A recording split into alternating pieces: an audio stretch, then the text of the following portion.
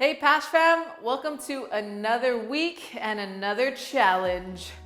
Last week we focused on self-awareness, so we hoped you learned something valuable about yourself. This week we're going to talk about, drumroll please, gratitude.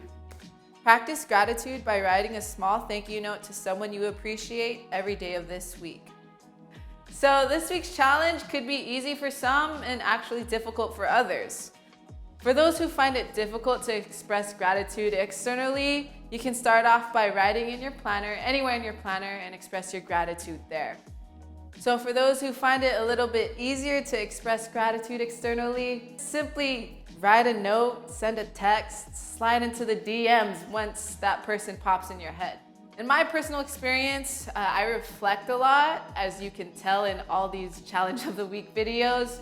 But when I do reflect, a lot of people pop up in my head who have positively impacted my life, and I simply just take the time to send them a text and tell them how much they mean to me. For example, when Kobe Bryant passed away, I actually texted one of my really good friends, Daryl, and told him how much he has inspired me and how much he reminded me of Kobe, as he works hard, but also he is a girl dad. So I'm a very feelsy person and I am not ashamed of it. And I'm happy to make my loved ones feel loved by expressing my gratitude.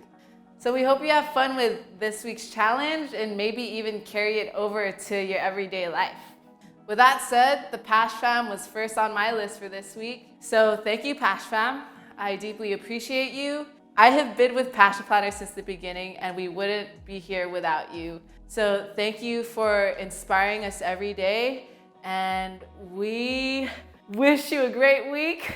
And always remember, Chelsea Wong believes in you.